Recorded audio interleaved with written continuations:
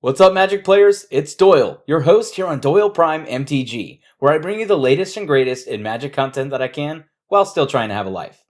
This week, I have a pleasure of bringing you a deck that I've wanted to build since I knew that it existed. It's Squirrel Tribal, y'all! Forests, islands, mountains, plains, and swamps. The multiverse is all that is, or ever was, or ever will be. There is a tingling in the spine, a faint sensation, as if a distant memory, of walking from plane to plane. Our lives have been forever changed, as if by magic. Embark with me on this journey to eternity. Experience the true power of mind over matter as we ignite your spark and traverse into the magic multiverse.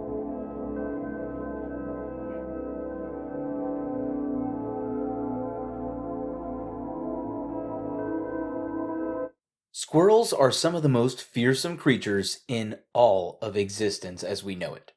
They've taken down enemies as fearsome as Emrakul and even an Alaskan bullworm. This reputation alone is enough to strike fear into our enemies' hearts. Leading our army, Sandy Cheeks, disguised as Chatterfang, Squirrel General.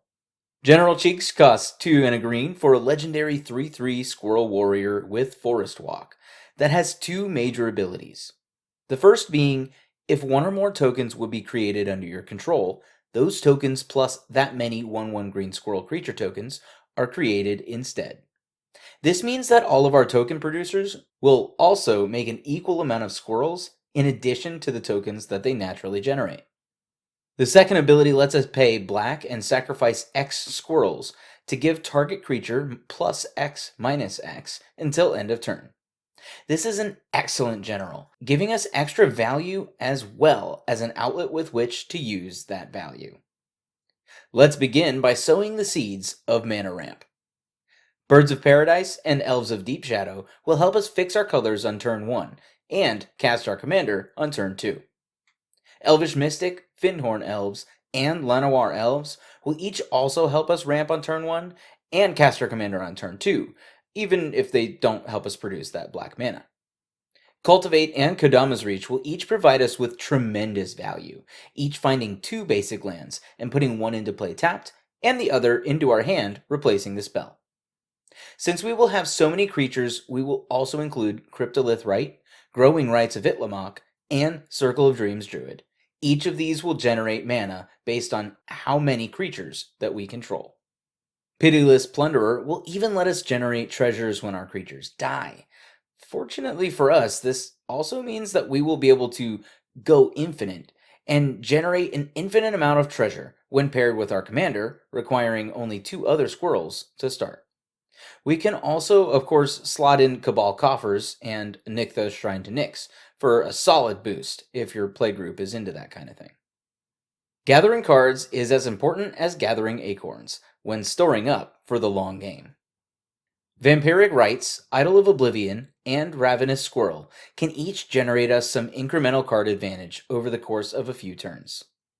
Skullclamp, Species Specialist, and Moldervine Reclamation can draw us a large amount of cards rather quickly as we sacrifice so many creatures. Tireless Tracker, Beast Whisperer, and Guardian Project can each generate us loads of extra card draws over a game.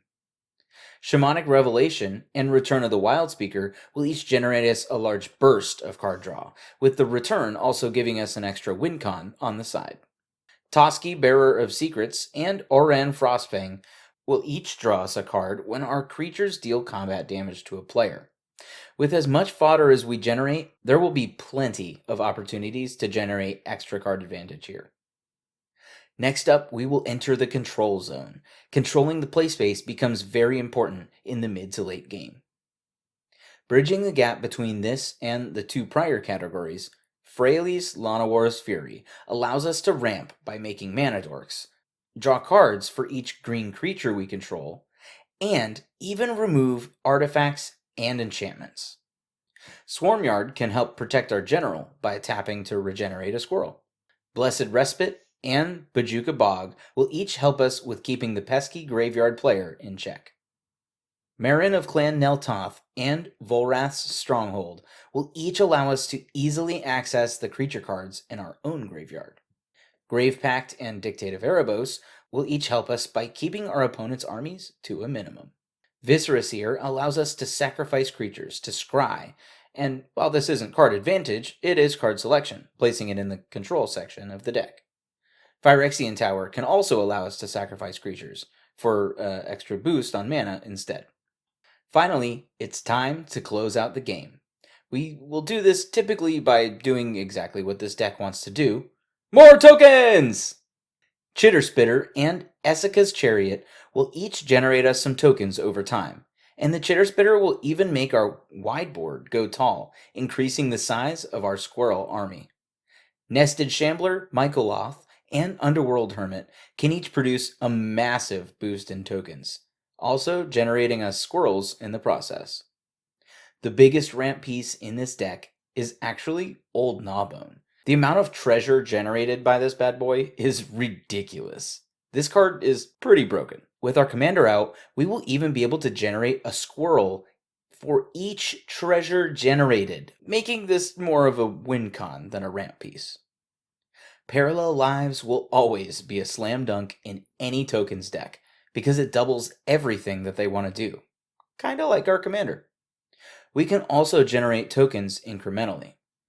Jalrael Munvali Recluse will generate a token when we draw our second card each turn. Imperious Perfect can use a green mana to produce an elf once per cycle, and also boosts those elves. Squirrel Nest will allow a land to produce tokens for us when we don't need it for mana. Scoot Swarm gets out of hand so quickly, as it begins to generate copies of itself with each land drop. Erasta of the Endless Web can produce reaching tokens when our opponents cast non-permanent spells. Creekwood Liege produces tokens at our upkeep, and also grants a nice buff based on color. Squirrel Wrangler can sacrifice lands that we control to either generate squirrel tokens or to give temporary buff to our squirrels. Deep Forest Hermit produces squirrels when it enters the battlefield.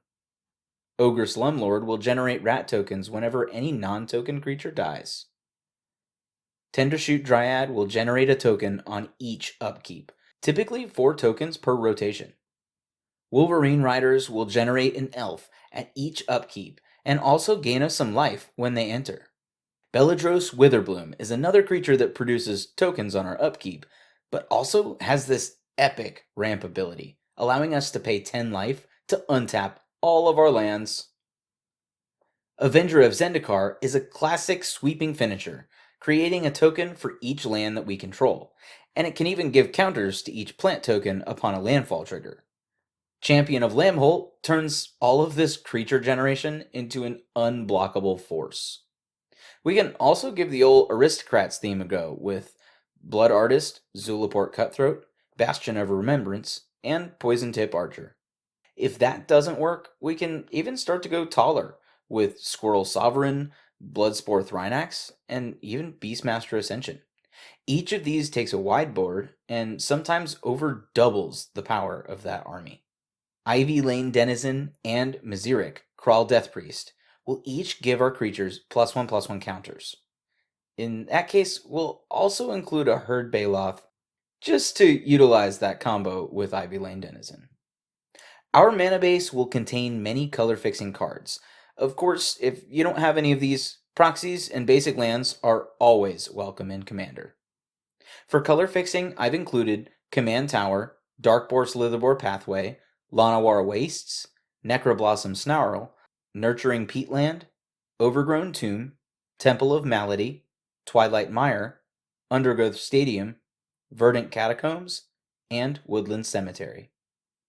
Which leaves us room for 13 forests and 5 swamps. Of course, we could sub out one of each of them for Urborg and Yavimaya, as they're great lands, but they're not totally necessary. That about wraps it up for this deck tech. I hope you enjoyed the video. You'll find the link to the full deck list on arcadeck.com in the description, complete with a maybe board.